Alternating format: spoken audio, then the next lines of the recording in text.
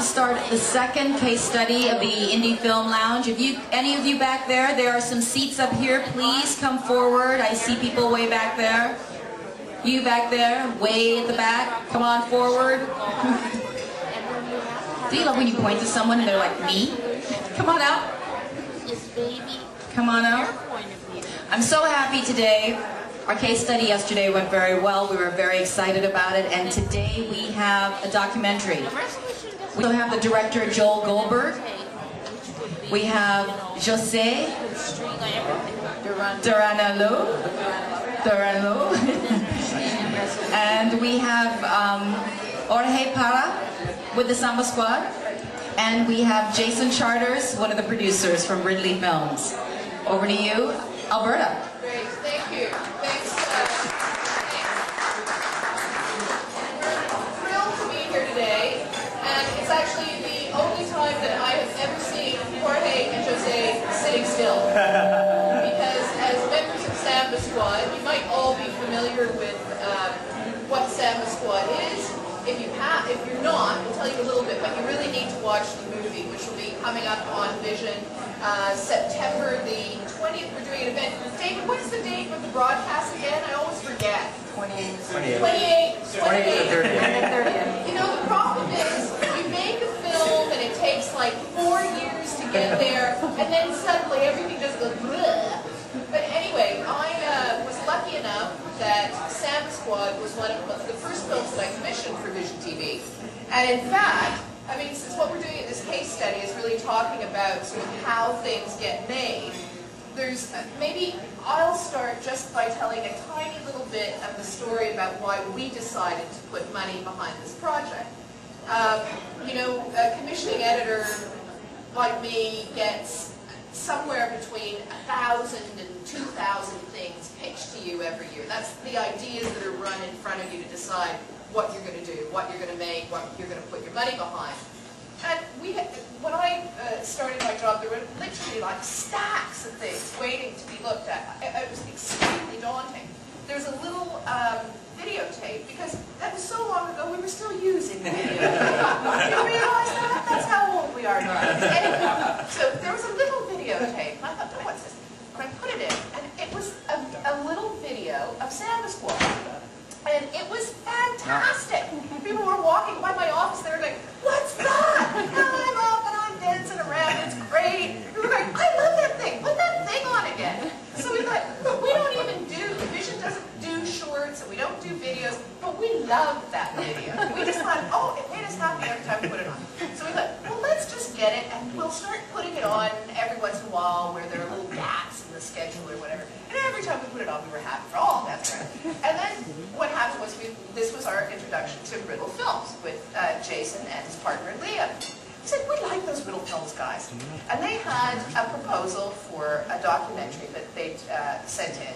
And it was a documentary on Nathaniel Dett, fantastic composer, a story that hadn't been told. Nathaniel Dett was the grandson of a slave. He became one of the heads of music department, very, very important university in the United States, Oberlin. He was an incredible composer, and it was just a story that had not been told. And Brainerd Lyman Taylor and the Nathaniel Dett Chorale were starting up. We thought, well, these guys know what they're doing, because like, here's this Samba Squad video, and it's making everybody dance. So we said, right, we went into deal with you guys on Nathaniel Dett. And we said, well, we like working with you so much, why don't we do some more film? What else should we do? And we decided that we were going to do 3 altogether. Yeah.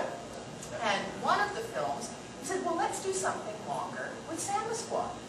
And I'm going to let you, because on this bit, it's all sound incredibly simple. Because basically, these guys just spend their lives dancing around and cutting bills, and they send it to you, and it's all fantastic and easy. But I know that that's really not true. So why don't you tell some of the harder parts? Okay, I feel like it was like I'm on an episode of This Is Your Life. That was it. That was the story. Yeah, basically, in some ways, it was kind of that simple. And there's obviously a ton of hard work that went into each of the projects that we did. But I guess maybe I'll explain a little bit from my end, and then probably Joel can finish the story off. But for Liam and I, we both had been working other jobs. This was going back maybe 6 years ago or so. Corporate jobs. I actually used to work for the Toronto Film Festival for a while. I was an actor, all sorts of things, and we would do music videos on the side together. Liam had been doing them longer than me, but then actually through Joel I met Liam, and I literally started as a production assistant, and then became a production manager and an assistant director, and then a co-producer with Liam. And we were doing these projects on the side, and actually one of them was this video with Samba Squad. And as Alberta said, we did another one with the Nathaniel Deckerell, and that sort of became a model for us when we started the company, was literally, let's take, we work primarily in music and in the arts, and we said, let's take an artist, let's take a musician or a band, and we'll do a 5-minute video. We can raise enough money to spend 1 day shooting and editing. We can't probably raise enough money to do something longer than that, but that we know we can do.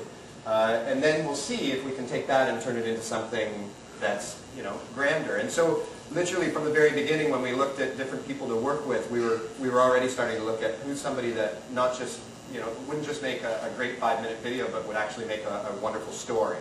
And we'll start with the video and see where we get.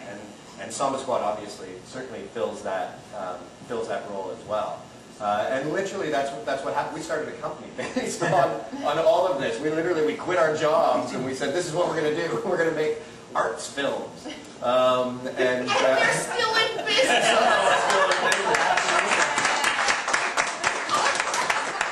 Oh, whose brilliant idea that was. But I mean, the most extraordinary thing is that we've been lucky enough to this point to we get to spend most of our time working with people like the people in Samba Squad and the Nathaniel Deckerell and then other groups and artists that we work with.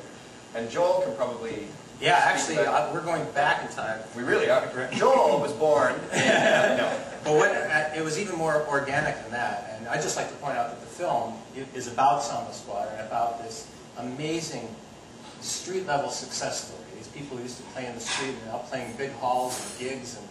But it's a film about multiculturalism as well. And it's a film about the success and the wonderful aspects of all the good aspects of multiculturalism. If you see the band, there's multiracial, multi-age. The oldest person's about 60, the youngest person's about 10. And it all started when I was walking down the street, literally. And you know, Jason sort of alluded to these coincidences that happen, and I was walking down the street, I saw these people banging these drums, and the energy and adrenaline that was coming out of them made me crazy. It was fantastic. And it was about 40 people. It was Richmond and Spadina. And I knew one of the people, Desiree Marshall. She was an editor who I knew. And I said, Des, what the hell is this? And she said, it's Samba Squad. And this guy over here, Rick Lazar, teaches us how to play drums, and we just come out in the street and we play. So I said, who can I talk to? And she sent me to Sandra Flores, I think, who was doing the Kitty Cat. She was doing the PR at the time. Then I called Liam and I said, we've got to do a video for these guys. Liam and Jason put together a proposal. I think it was Bravo Fact. Initially, it was Bravo Fact. Initially, Bravo Fact gave us money to do it. Did the music video. That's how Liam and Jason first hooked up, because I was in need of an assistant director. And I said, Jason, have you ever been an assistant director on the shoot? And he said, no. I said, oh, you're hired. And then the rest of the blanks have been filled in by Alberta and Jason. One thing led to another. Vision loved the video. We talked about making more of a documentary, and it happened. I mean, it was so organic and so wonderful, a series of